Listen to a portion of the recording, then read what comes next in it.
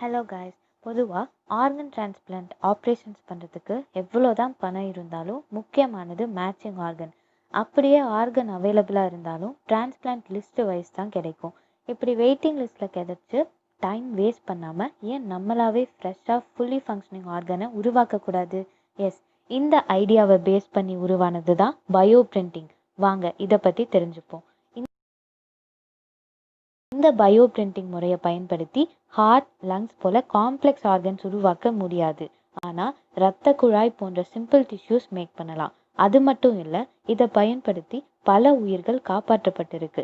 3D பிரிண்டிங்க்கு சித்தப்பா பயன்தான் இந்த பயோ பிரிண்டிங். 3D பிரிண்டிங்கில் metal, plastic and ceramic use பண்ணி ஒரு லேயர் மேலே இன்னொரு லேயர் அப்படின்னு பிரிண்ட் பண்ணுவாங்க. பயோ பிரிண்டிங்கில் மெட்டல், பிளாஸ்டிக்கு பதிலாக லிவிங் செல்ஸ் உள்ள பயோ இங்க் யூஸ் பண்ணுவாங்க. பயோ இங்க்ஸில் அதிகமாக வாட்டர் ரிச் மாலிகூல்ஸ் இருக்கும். அதுக்கு பேர் ஹைட்ரோஜெல்ஸ். அது மட்டும் இல்லாமல் செல்ஸ் வளர தேவையான கெமிக்கல்ஸும் இருக்கும். பயோ இங்க்ஸ் 2 டைப் இருக்குது. ஒரு வகை செல் மட்டும் இருக்கும் link and different type of cells இருக்க இங்க். சரி வாங்க ஒரு டிஷ்யூவை பிரிண்ட் பண்ணலாம். மெனிஸ்கஸ், ஷின்போனும் தைபோனும் ஒன்னோடு ஒன்று உரசிக்காமல் பாதுகாக்கிறது தான் இதோட வேலை. மெனிஸ்கஸ் கான்ட்ரோசைட்ஸ் செல்ஸால் மேடப் ஆகியிருக்கு.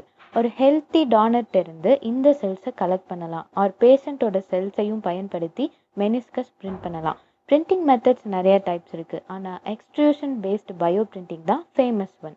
இதில் ஃபர்ஸ்ட் இங்கை பிரிண்ட் சேம்பரில் லோட் பண்ணிவிட்டு அப்புறம் நாசில் வழியாக பிரிண்ட் ஹெட்க்கு புஷ் பண்ணுவாங்க. 400 மைக்ரான்ஸ் டயாமீட்டர் உள்ள ஃபிலாமெண்ட்ஸை அந்த பயோ இங்க்ஸ் பிரிண்ட் பண்ணும். நம்ம நகத்தோட திக்னஸை விட கம்மியாக இருக்கும். ஒரு கம்ப்யூட்டரைஸ்ட் இமேஜ் இந்த ஸ்ட்ராண்ட்ஸ் எல்லாம் எந்த பொசிஷனில் இருக்கணும்னு பிரிண்டருக்கு சொல்லும். மெனிஸ்கஸை அரை மணி நேரத்தில் உருவாக்கிடலாம். பிரிண்ட் பண்ணதுக்கப்புறம் ஒரு சில பயோ இங்க் உடனே செட் ஆகிடும். பட் ஒரு சிலது UV light R chemical hour physical methods use பண்ணி ஸ்டெபிலைஸ் பண்ணுவாங்க. ஒன்ஸ் பிரிண்ட் பண்ணதும் சிந்தட்டிக் செல்ஸ் எல்லாம் நார்மல் செல்ஸ் மாதிரி மல்டிப்ளை, நியூட்ரியன்ஸ் எக்ஸ்சேஞ்சிங்லாம் ஸ்டார்ட் பண்ணிடும். ஹார்ட் போன்ற காம்ப்ளெக்ஸ் ஆர்கன்ஸ் பிரிண்ட் பண்ண முடியாது.